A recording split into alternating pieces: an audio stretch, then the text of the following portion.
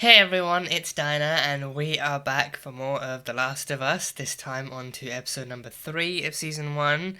Last time, we had quite the episode, taking us out of Boston, or at least out of the quarantine zone of Boston, and into the more kind of infected and kind of worn down areas of Boston by the infected and everything. Um, we ran into some more infected, and we learned a bit more about how the cordyceps kind of network and everything, and how the infected network actually works and how they operate and everything, which is actually surprisingly kind of intelligent seeming and surprisingly kind of terrifying. And stuff, and how the infection spreads, and how the cordyceps kind of has evolved to spread even since the outbreak and everything. So we saw a little bit of that, and then we had like another kind of equally terrifying opening as the first episode. We had the professor of mycology, I think he was, a Ibu Ratner, being contacted and taken out of her lunch break, and being taken to the lab where they had actually managed to somewhat contain one of the first cases of someone having been infected with the cordyceps. And then from then on we learned just how bad and how dire the situation was where it was like she like the person they killed they captured and killed had been bitten, but then 14 other people had gone missing and everything. And then the final solution that Ratner came up with was to actually bomb the city, was to bomb Jakarta, because there was no cure, there was no medicine, there was no vaccination, no medical kind of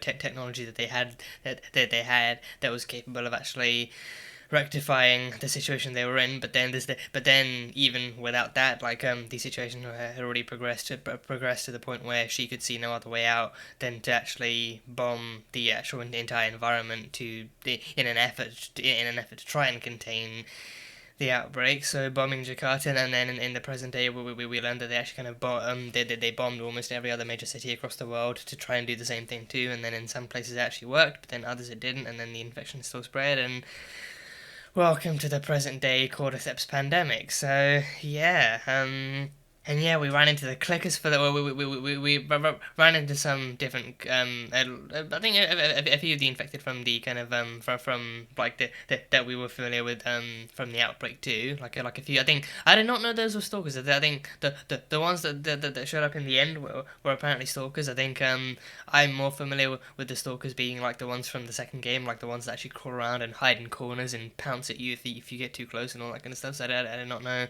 the ones at the end were actually stalkers, because they were they were running and moving almost exactly like the ones from the outbreak that Joel and Sarah were running from and everything. So I did not know those were similar at all. So apparently they were. But then the clickers, I knew those right off the get go. The clickers are easily just like, even the response to the clickers has been so phenomenal.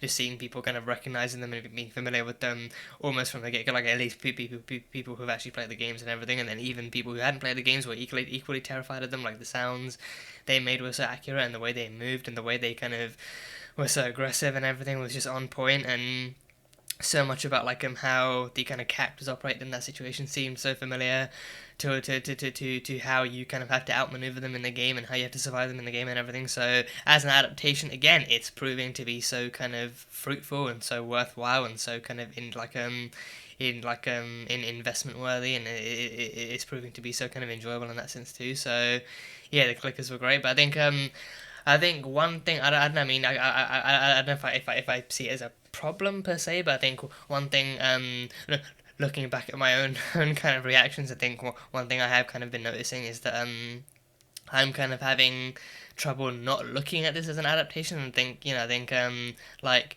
I'm looking at almost everything they do as more of like an actual adaptation kind of decision, as opposed to like them just doing like a story decision. Because then at the end of the day, adaptation or not, this is still like a story that they're doing, and also like another iteration of the story they're doing with obvious changes that they made and everything. So I'm kind of learning to maybe kind of like going forward maybe look at it as more of like an actual story of its own, as opposed to an adaptation of the game, even though it is and everything. Like I think maybe like not focusing too much on the fact that it's an adaptation with changes, and maybe focusing more on the fact that it's a story with its own kind of way of being told, in like a different format and everything. So maybe actually focusing less on the changes they make and actually thinking more about how it actually might affect the story in its own way and stuff. So that also kind of forces me to talk about the game a bit more. And I think I know now that there are still plenty of people who are who are actually watching this series for the first time without ever having played the game, or without being that familiar with the story. So then maybe me talking about the game that like to that extent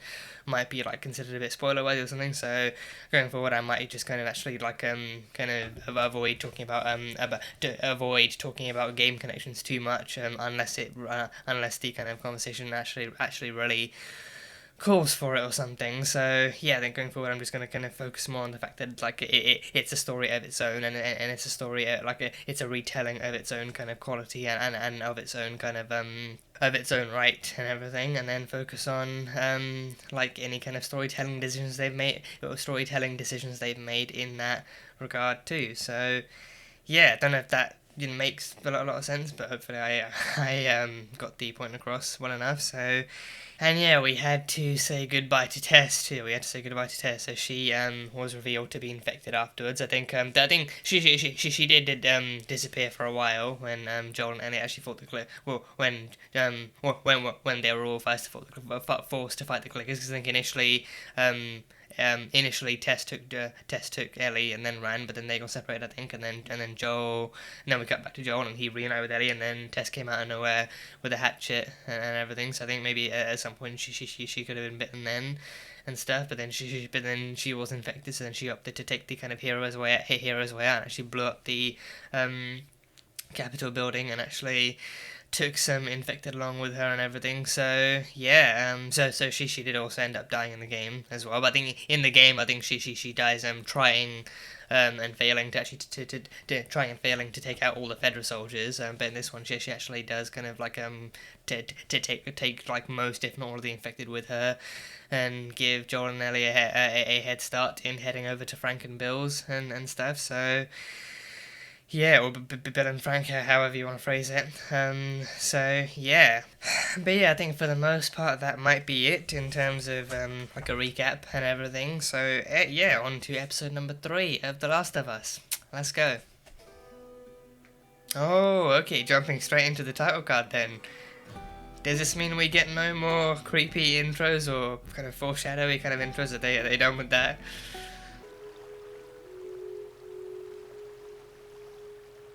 Poor Joel. Already lost so much. I've never been in the woods.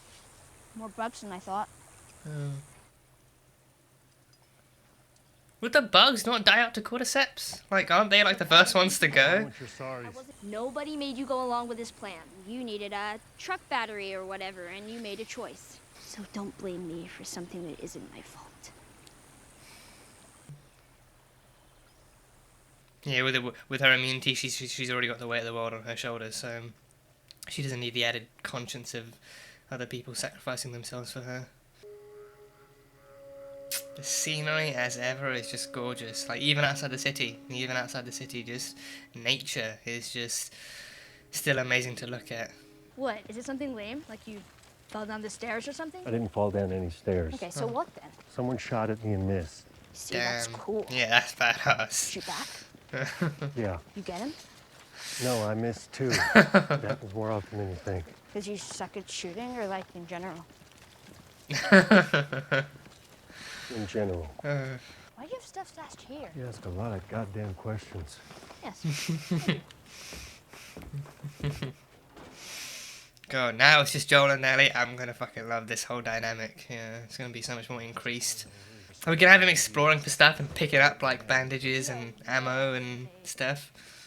Yeah, picking up stuff for shivs. You ever play this one? Ah, the arcade. Mortal Kombat! There's this one character named Melina who takes off her mask and she has monster teeth. Did we have this in the game? Did we have actual Mortal Kombat in the game? I think we had like arcade stuff, especially with like Riley and Left Behind. Or is it gonna be like infected down there? Don't look away from that. No, that's too dark. That looks too dark and too deep. I don't trust that one bit. It's like a basement, isn't it? Yeah, it's a basement. Pearl? Infected, I fucking knew it. I knew it. Infected would be down here. Is it just one? It's just one. Whoa, it's just one. Trapped under rubble. Oh god, is that? It's like part of it's turned into a clicker. Oh yeah, oh god, Ellie, did you really want to stay down here after witnessing this? Just, you can just walk away. You can just. Oh, the eyes. An eye is missing, and it's been replaced by tendrils. Oh gosh, the makeup is so good. I have to say that the makeup is actually spot on, to the point that it's actually terrifying. You try and take out the other eye. You can try and take out the other eye, really. Oh, cutting its skin open. Why? Ellie, are you okay? Well, I guess she must be then. Yeah. That's her first kill, I think, or unless we count anything in Left Behind, that's her first kill. An almost like a borderline psychopathic first kill. Ellie. I like he actually used her name too, and then just say, "Hey kid, what are you doing?" Picked over my ass. Are those tampons, or I think the name and the branding like suggests they might be. Oh yeah.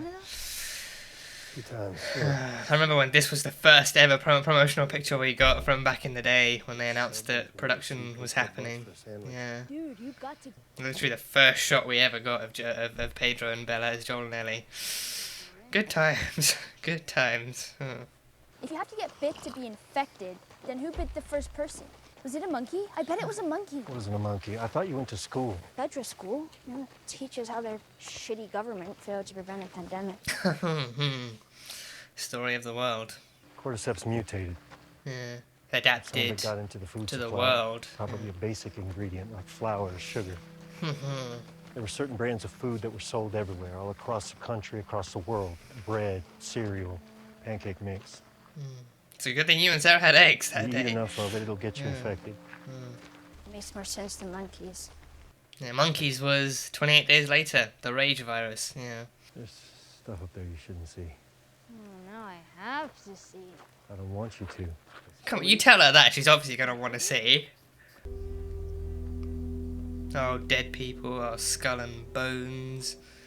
Luggage. Oh, is this like people who would have come crashing out the plane? Like flying out the plane? Told you were going to a QZ, and you were. If there was room. If there wasn't. They dump you on the side of the road? That's fucked up. Why not just leave them be? Oh, so they killed Dead them. people can't be infected. Oh, right. Don't leave potential. Oh, fuck. That is. Oh. So if there's no room for you, then you die. If you're infected, you get killed, and then you get burnt alive. Yeah. God. Fuck FEDRA, man. Fuck them all. Yeah, you keep thinking that. You keep thinking that. Not today, you new world order jackboot fucks. Spoken like Bill. Spoken like Bill himself. Whoa. No, he's still wearing a mask, yeah. I wonder if then, like, back then, like, the mask would have just been a precaution. Like, you don't know exactly how else it might spread, so you're just gonna... But then, I think Bill kind of definitely seems, like, precautious enough to take any measures necessary. Like, he's not gonna be the one to find out that you can actually be infected by not wearing a mask. Fleetwood Mac, ooh. Nice. I don't know one Fleetwood Mac song, and that's The Chain. Power's out. That was fast. Yeah. Also, power stations are being shut down as well. Is he just going to restart them? Or is he going to take it for himself, maybe, to take whatever they have for himself? Yeah. But yeah, I mean, this would be fresh. This would be fresh from any evacuation, so you'd have much more to actually kind of, like, panic stock on. Yeah. This wouldn't even be panic buying, just panic stocking out. And he's got traps, yeah. Electric fence. Like, I haven't properly seen Nick Offerman in much, and I know I think his arguably his most popular role would probably be like Parks and Rec, but like I still get the feeling that you could easily kind of make the comment that like this is just what Nick Offerman does in his downtime anyway, and they just happen to be like filming or something. Keep coming. Infected? That's an yes, an infected. Oh yeah. Oof. God, seeing the stuff growing out of the face just gets to me. Ugh. Whoa! Damn, a tripwire and a fucking gun attached to a tree. I'm not infected. Frank? Are you armed? Is it Frank? Did he fall in the hole? Why did you Is it a take Frank that in the long to hole? answer? How'd you get that? Oh, is it like a... Oh, he's got his own thing. He's got like a infection tester. If I feed you, then every bum you talk to about it is gonna show up here looking for a free lunch. And this is not an Arby's. Well, Arby's didn't have free lunch. It was a restaurant.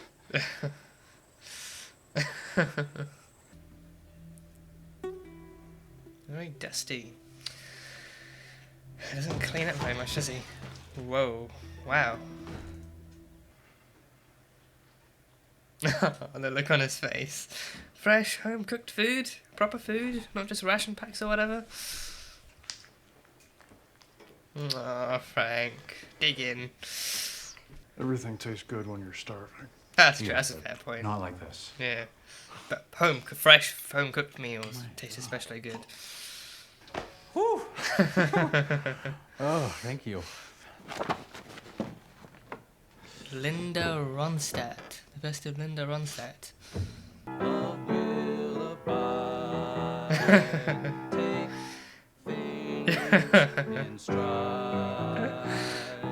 Love will abide.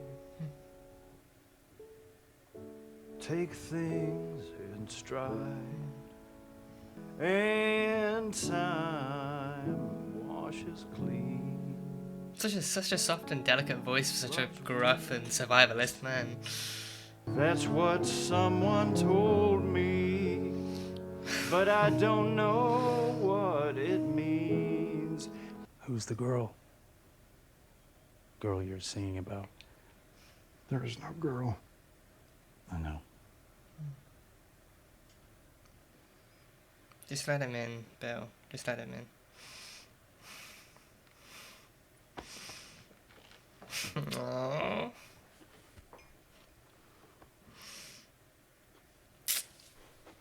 It has been a very long time.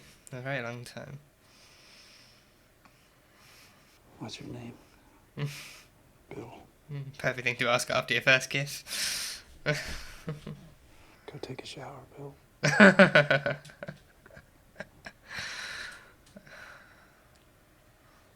Love in the apocalypse? Now that takes some effort. That takes some hard work. And I would love to see these two manage it. I want you to know that I'm not a whore. I don't have sex for lunches. Not even great ones.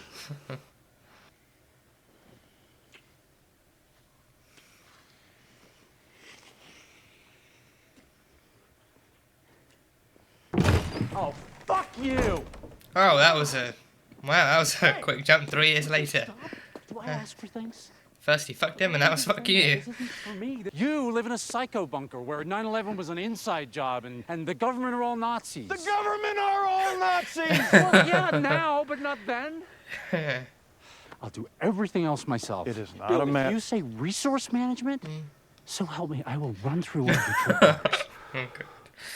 Yeah. It's how we show love. This is my street too. Just let me love it the way I want to. So he wants to like redecorate or something? But we are going to have friends. Have they met Joel and Tess? We're gonna make. I've actually been talking to a nice woman on the radio. Tess? Or like that radio dude's daughter? This really is just Tess and Joel! Aww.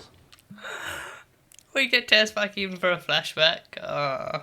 And Joel. In the same way. Oh, you're a paranoid schizophrenic too. This could be like a double date. This could legitimately be like a double date. Oh god.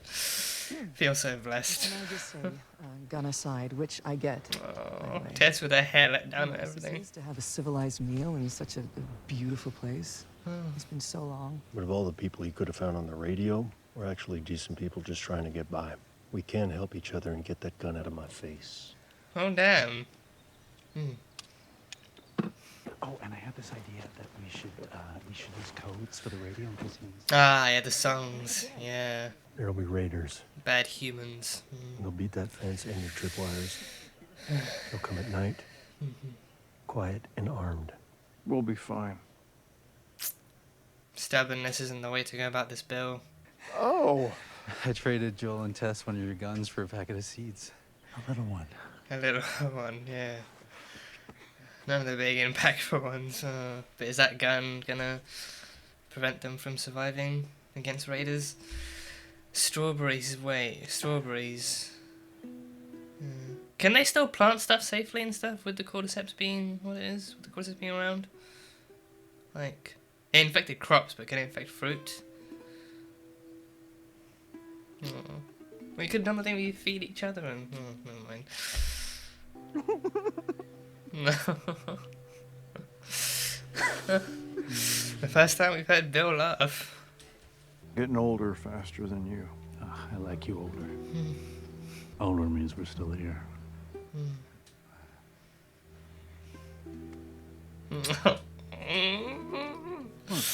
I love them. I was never afraid before you showed up. Yeah, now he's afraid to lose something.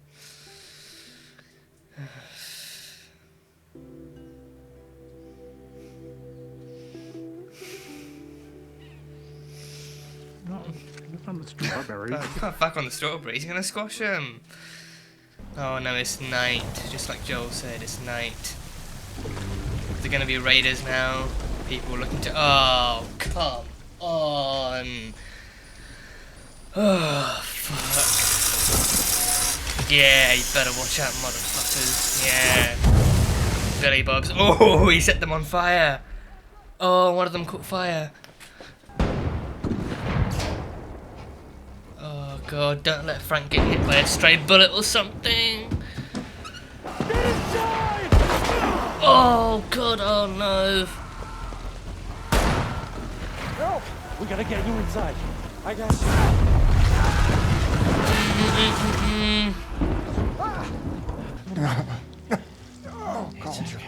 Call Joel. Because He'll Joel take was care of right. Oh, no. Oh, Bill, no, Bill, come on. Stay with us now. Stay with us, Bill.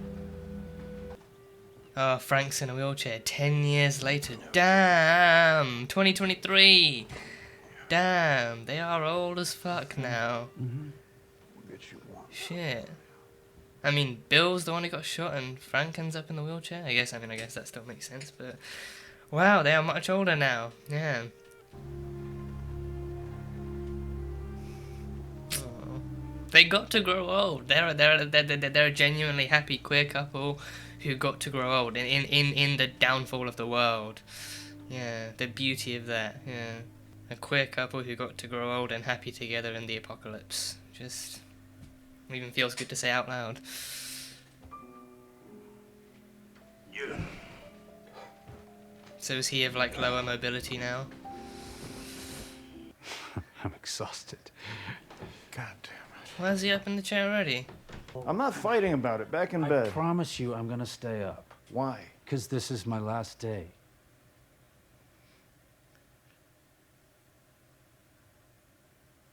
What if we find a doctor? What if someone shows up who can help? So does he actually have something Who's terminal? coming, Bill, the door-to-door MRI salesman? Come here. Oh, Bill.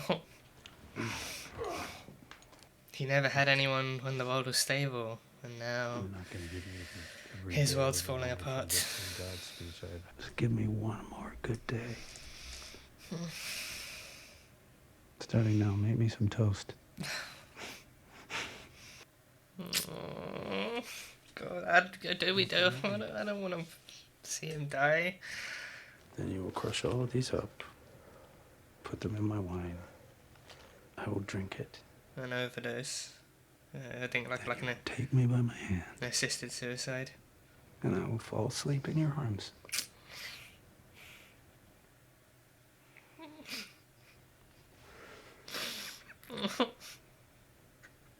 Do you love me?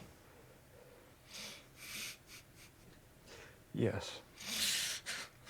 Then love me the way I want you to. It's 4 in the morning. I don't want to cry.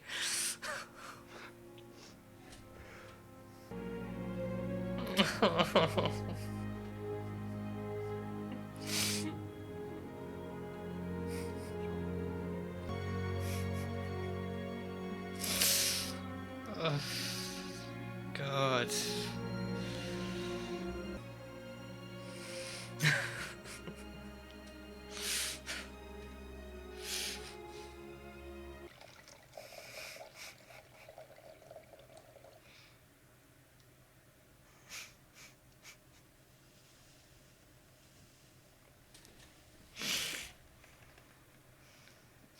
I'm not ready for this. I'm not ready. I'm not. Frank. Frank.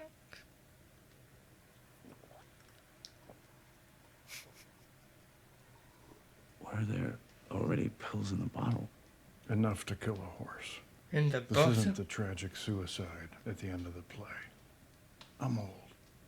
I'm satisfied. Bill took it too? And you were my purpose. Oh, Bill took it too. Oh, I should be furious. But from an objective point of view, it's incredibly romantic. Oh, we're losing Bill and Frank. Take me to bed. Oh, you guys. Oh, they're gonna fall asleep in each other.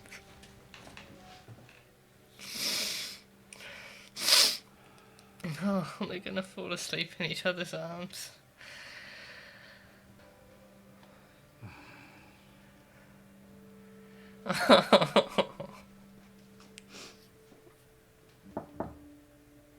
Are they dead in bed in each other's arms? It's from Bill. Oh, is it gonna be a suicide note? We left the window open so the house wouldn't smell. It would probably be a sight. Yeah. I'm guessing you found this, Joel, because anyone else would have been electrocuted or blown up by one of my traps.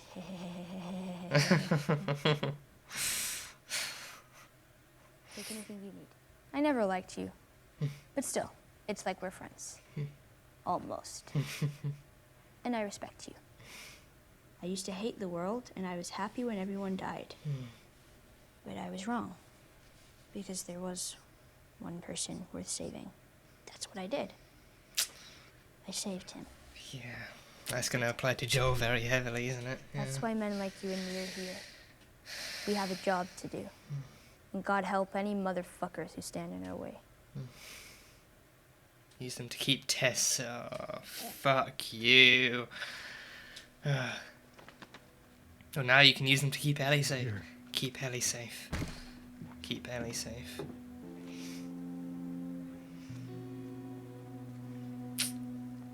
So was that what the radio music meant then? The trouble, like that they were both dead.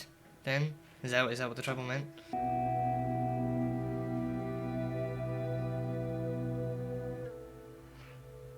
Is that it? If I'm taking you with me, there's some rules you gotta follow. Rule 1, you don't bring up Tess, ever. Matter of fact, we can just keep our histories to ourselves. Rule 2, you don't tell anyone about your condition. They see that bite mark, they won't think it through, they'll just shoot you. Rule 3, you do what I say when I say it. What you say goes. If you didn't reset the countdown every few weeks, this playlist would run over the radio. 80s. The playlist would run, so because he died, Hands from over because there. they died, Nothing the countdown gentle or wasn't slower. reset. Yeah. So technically, it was trouble. The trouble was that they were dead, No. and that's why they couldn't turn up the music. Give her a handgun at least. That can't hurt, right? Or like a, I don't know, like a slingshot. A slingshot would be good, or a bow and arrow. You know. She found a gun. She found a gun. She found, I think that's like Frank. That's Frank's gun. That's the same gun he used against the Raiders. And she's just gonna hide it in her bag. Okay. Oh, you look pretty. Oh, damn, he cleans up nicely. Oh. Nice. It's your first time in a car? It's like a spaceship. No, it's like a piece of shit Chevy S10, but it'll get us there. Seatbelt. Leave it. Oh, this is Linda Ronstadt. Linda Ronstadt. You know who Linda Ronstadt is? You know I don't know who Linda Ronstadt is. She went to a really shitty school, remember?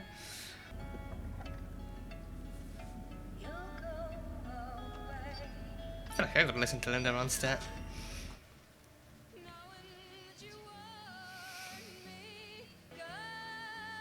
Oh, the window's left open, yeah. They're not going to show us them, are they?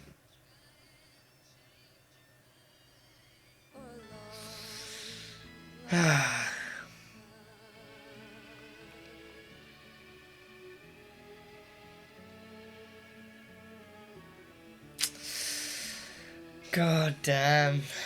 God damn.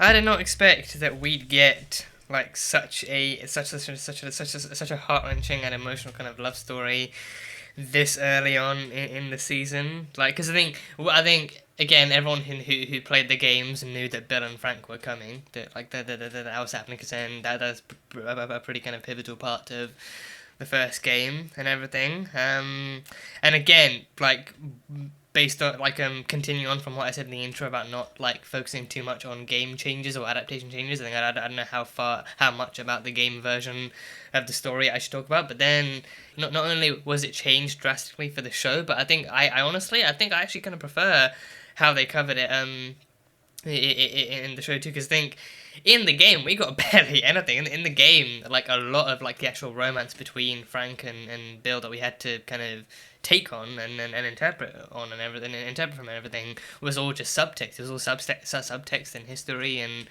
all that kind of stuff. And I think in the game you got a lot more of Bill being like an angsty, mean old fucker, and him having kind of really kind of funny back and forth with Ellie and stuff and everything, and him kind of very reluctantly helping out Ellie and Joel. But in this one we get like a Bill that's so much more humanized and personified, and just wow, just Nick Offerman as Bill. My God, he did a fucking fantastic job. Like, again, I haven't seen many of Nick Offerman's work, so I think the role I know of him most commonly from is of Ron Swanson from Parks and Rec. Even though I haven't watched the show, I've seen a few clips here and there, and that one, again, that's like a vastly different show and everything. So I've definitely never seen him in anything dramatic, but in this one, he nailed it. He nailed it, I think, beyond any of my own words can justify.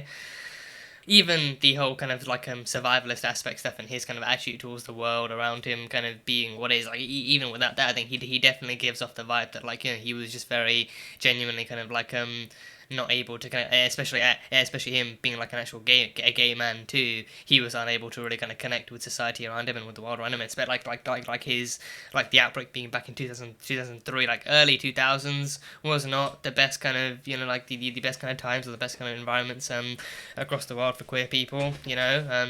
You know, like and I think like that wedding scene alone that they had actually like means that much more, because I think it was early to 2000, but I think it was like it wasn't as early as to 2003. I don't think that like that gay marriage was actually legalized in the US or anything, like even as like as small as it was, like for a couple of places here and there back then. So I feel like because of that, especially the wedding that Bill and Frank actually had towards the end actually stands to mean that much more and everything. And I think just overall, that kind of depiction, that message of like an actual of a queer couple finding each other in the apocalypse, staying together in the apocalypse, and being so genuinely happy and in love with each other in the apocalypse, in the downfall of mankind.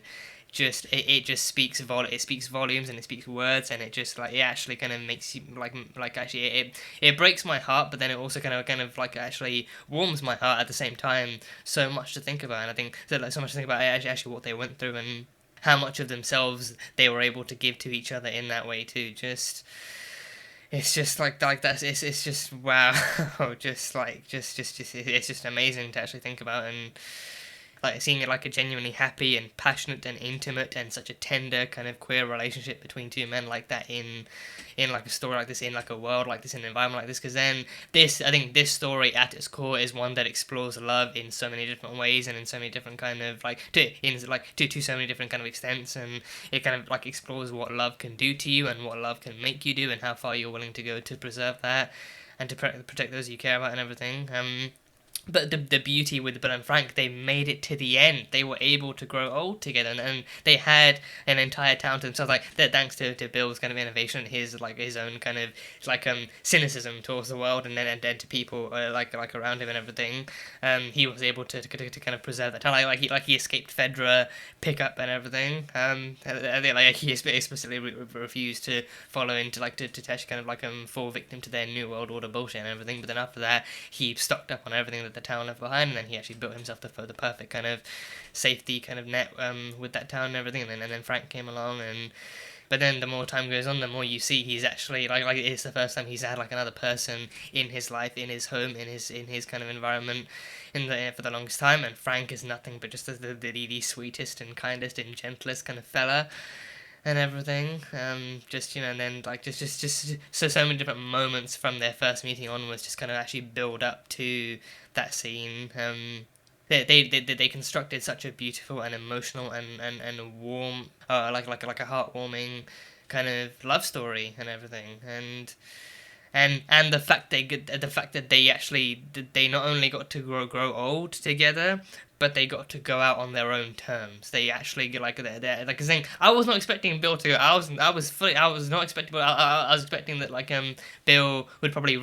I was expecting Bill would return to his cynical old ways, because then he'd have to say goodbye to Frank. He'd actually have to have Frank fall asleep in his arms, and he might have to bury him, and then he'd be there when Joel and Ellie kind of came along and everything. But no, he was like, you know what, if his husband is actually going down, then he's going down with him. He will be damned if he actually kind of lets Frank pass over alone and everything. Which again, I think I will say this much, that their love story was so much more kind of explicit in like a depiction sense, like explicit in the sense that the love is there and you know it and you see it and you can't fucking deny any of this, and you shouldn't and everything.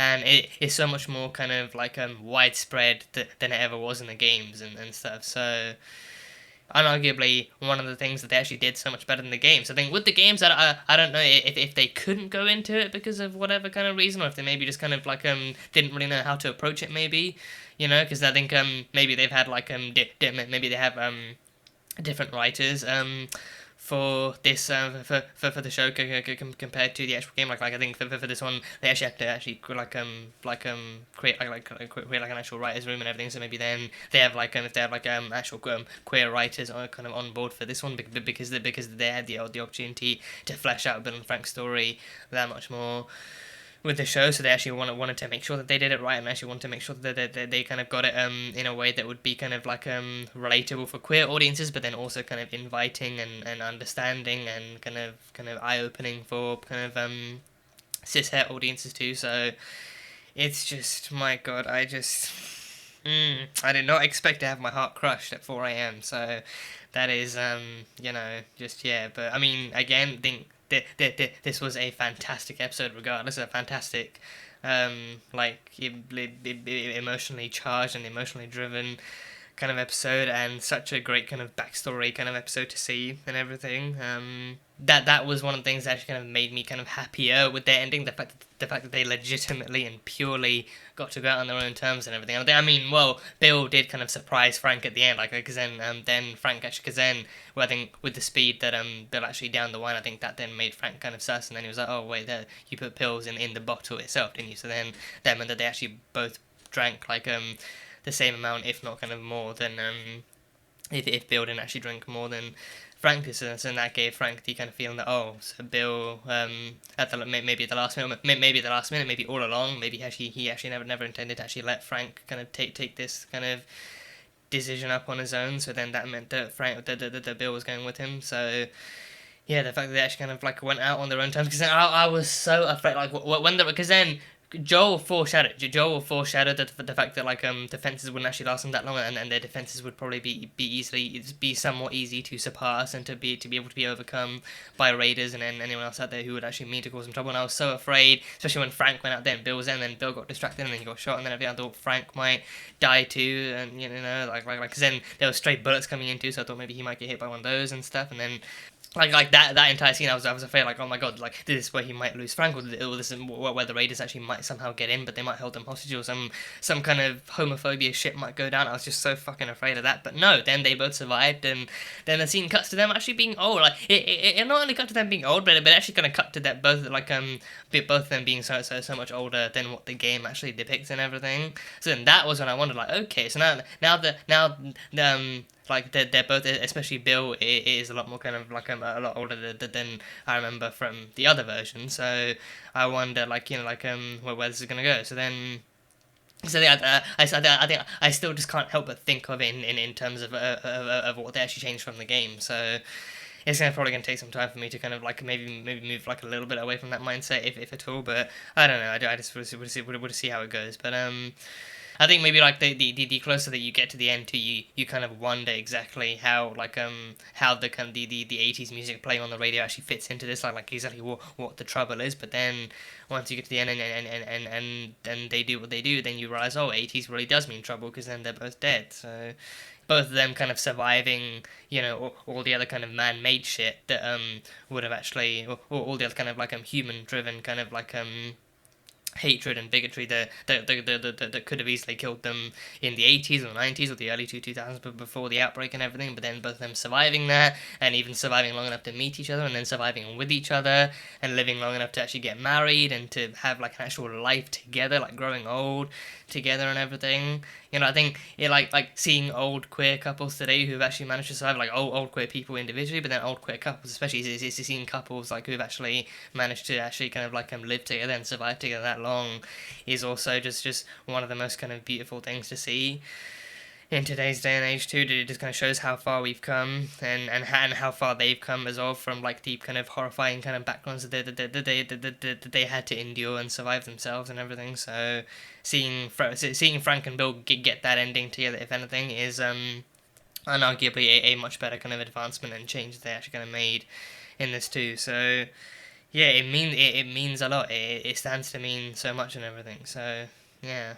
Murray Bartlett, yeah, I think him as Frank was just absolutely solid. I think both their castings were on par. I think we can agree both their castings, Nick as Bill and Frank and Murray as Frank, was on point. But I think Murray Bartlett as Frank, I have seen him before. I think he was in, there was a Netflix series he was in with the guy who played I can't remember what the actor's name is. I think Charlie something maybe. But I think the guy who played John's Deathstroke's son on Arrow, the same actor who played him, and then Elliot Page before he became Elliot Page, and I think a few other kind of faces that come to mind, but names that aren't right now. There was a Netflix series called Tales of the City. It was actually, I think there was a different series from the 80s or 90s that was the original. I think it was like a book series, a book 2 that they adapted, but then I think they actually made like a more kind of present day reboot of it.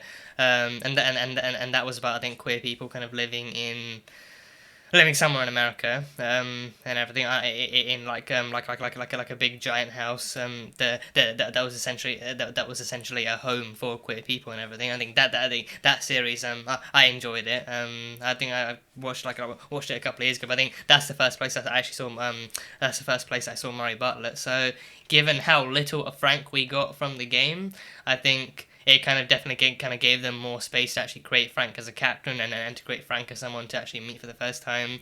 And in doing so, they did a great job, and Murray did a fantastic job portraying him. There with him, he definitely kind of does seem to be someone who kind of like who understands kind of Bill's kind of cynicism and his kind of like his kind of same kind of survivalist kind of mindset that he's maintained all throughout this kind of stuff as well. But then he still kind of insists on actually, you know, like trying to actually kind of be something more, or trying to kind of hold on to what little humanity they had left that was actually good and everything. So then because of that, he's talking to people on the radio, he's forging connections, he's inviting Joel and Tess over and everything. So their final scene, like when Frank tells Bill that like he actually wants to die and he wants to move on now, that's what breaks Bill, because then he's finally like he's not only he not only found someone, but then he actually let that person into his life, and then he's now reached the point where he actually doesn't want to let go of that, and he doesn't want to lose that to this like a new kind of arguably shittier world and everything.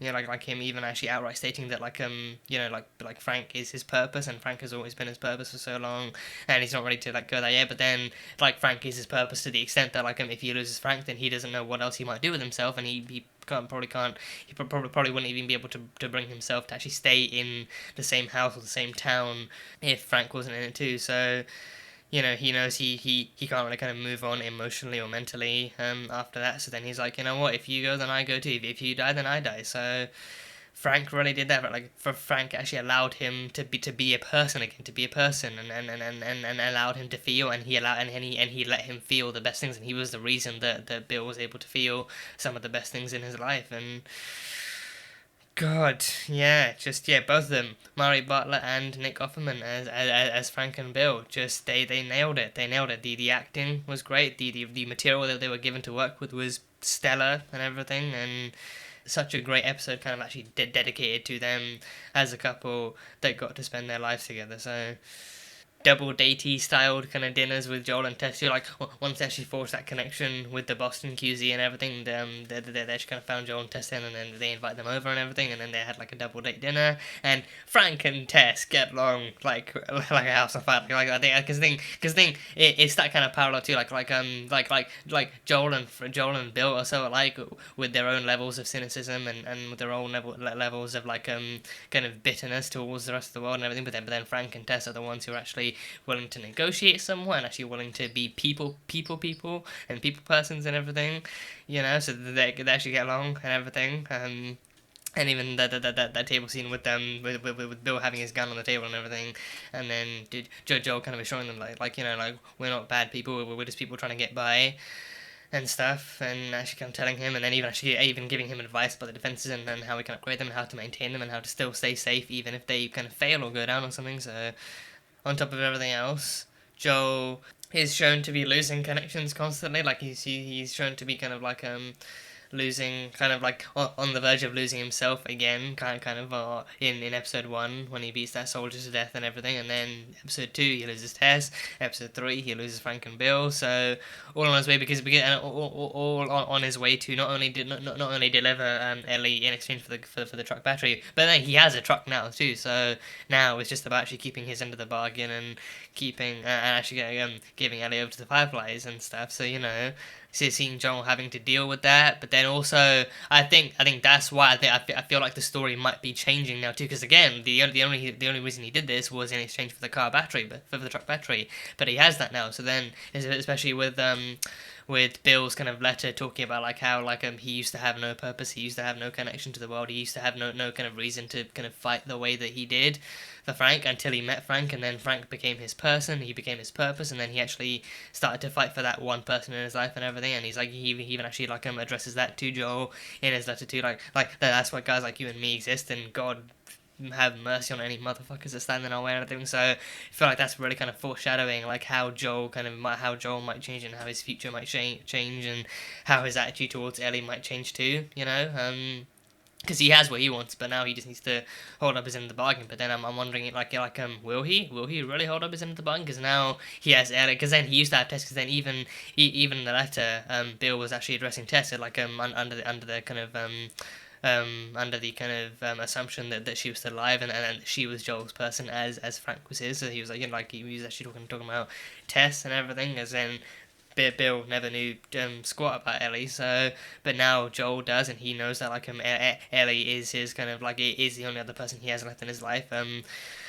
So even then, that scene then ending with Joel kind of giving her the ground rules of, like, you know, do as I say, what I say, no questions, no bringing up Tess ever, just keep your histories to yourselves, and especially like that line too, like, matter of fact, we can just keep our histories to ourselves too, so then that way we don't risk actually forging like a really kind of heartwarming and heartfelt connection that prevents us from parting ways later on down the line, and even like being like, don't tell anyone about your condition, because then they probably won't believe you, but then they also won't think first, and might just shoot upon seeing the bite in the first place anyway. So yeah, I think now we are really kind of setting the stage to actually see how much more Joel and Ellie's kind of lives kind of take a turn for better or for worse from here on out, and seeing how much more they get put through that kind of pushes them all the more together in ways that they will be kind of inseparable.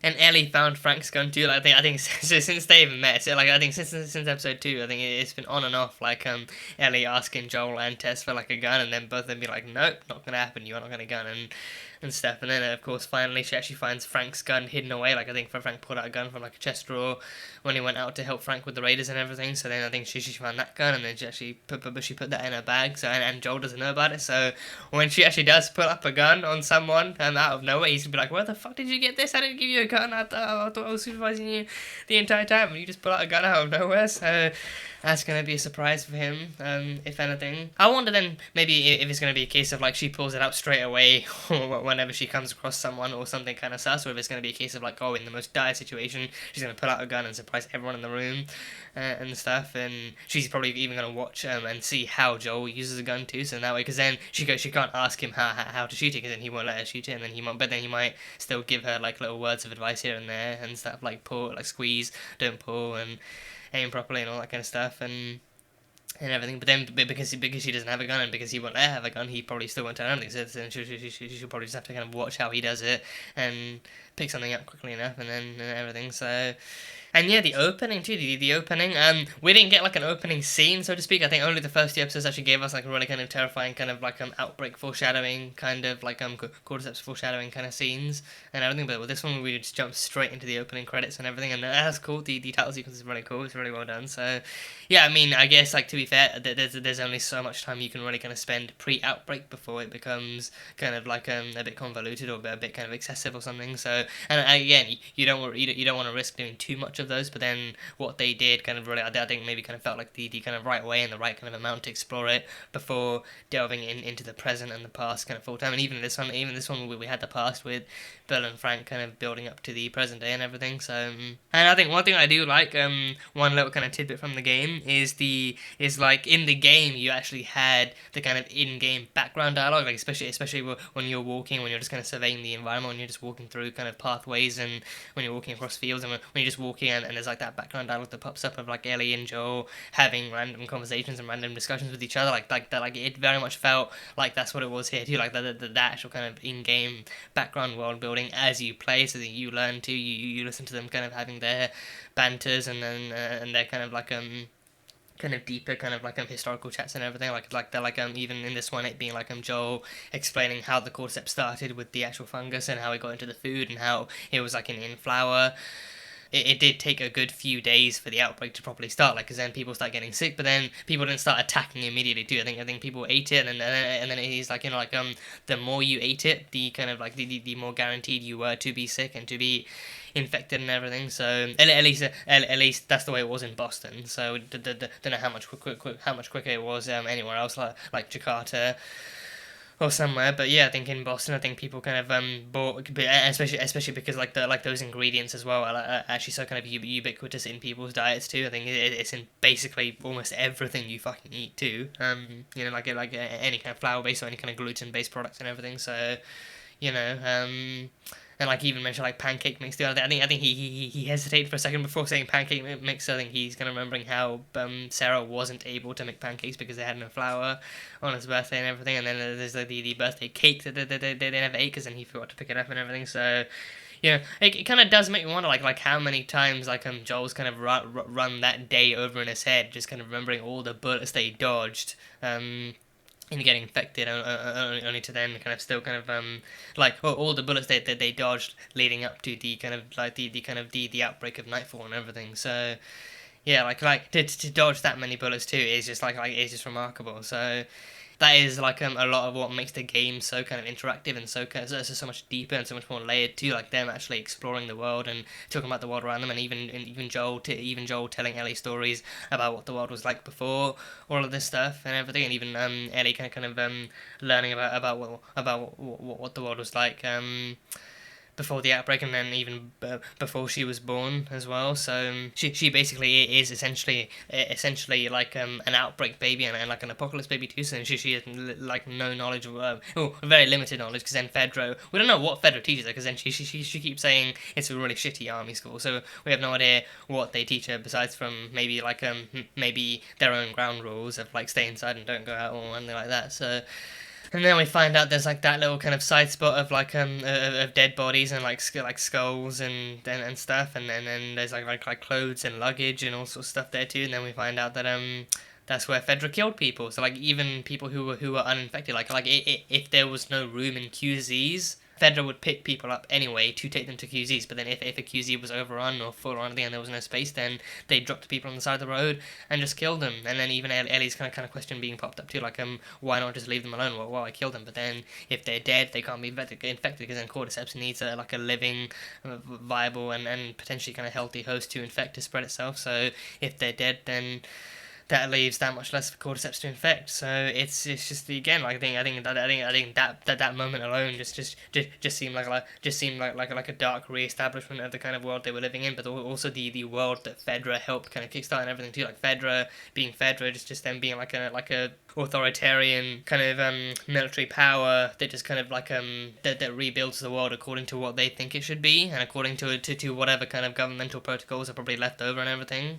Because I don't know if like, because I think it's the worldwide. I think it's pretty much like the kind of worldwide response unit. But then I don't know if it's actually kind of running off of any kind of leadership, or if there's any actual kind of like governmental kind of power still in place for it to function, or if maybe it's just like maybe governmental powers fell, so now FEDRA operates off of its own kind of very very kind of like dictator like kind of rules and its own protocols and everything. So I don't know, but then because then you have them, but then you have the Fireflies that are like a rebellion and actually fighting back against the tyranny of FEDRA and fighting back against their rules too, and they're fighting for freedom, but they're also fighting for a cure too. So that's why Marlene and Marlene being the actual leader of the Fireflies too. I mean, don't know if she's the actual founder, but then at this point she is the leader. She's the explicitly stated and clear and the crystal clear kind of leader of the Fireflies. So.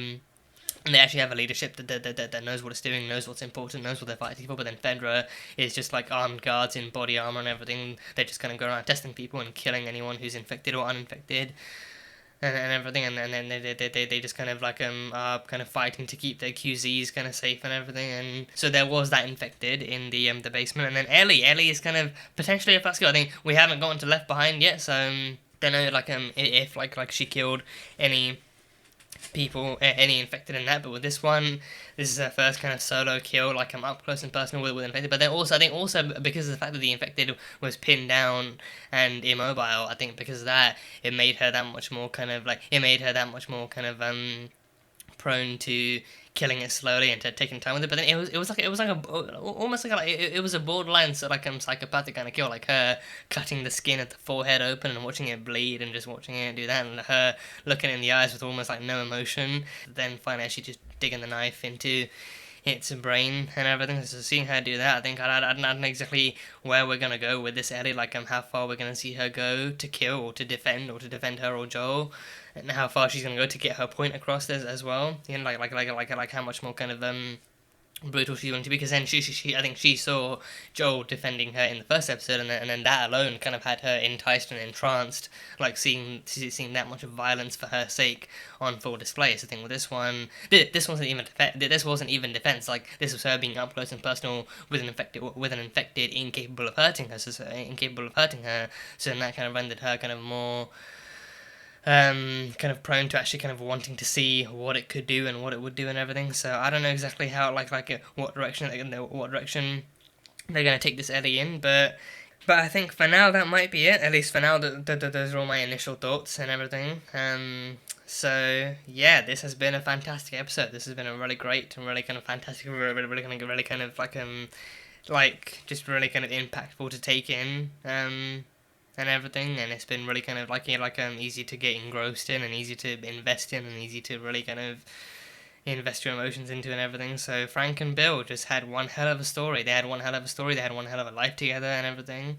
And even in death, they were still able to help Joel and help him have what he wanted or needed or anything. So dying with Frank, I think, definitely made that easier for Bill too. Actually, dying with Frank meant that he had actually lived his life the way he wanted and the way that he wanted, but then the way that he never expected to. So then by that point, he was already kind of done with his life. Like they were both already kind of older men and everything who had actually come to terms with what cards life had dealt them, and they were ready to go out on their own terms.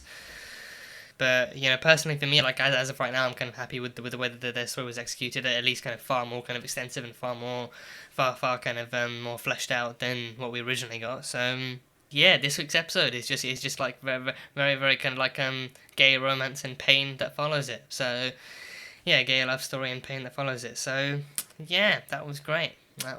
So yeah, that was The Last of Us, episode number 3. So thank you guys, as always, so much for being here and for watching this video. If you guys enjoyed it, then feel free to leave a like and comment what your thoughts are, what you thought of Bill and Frank's story, how you kind of, how you like it or dislike it,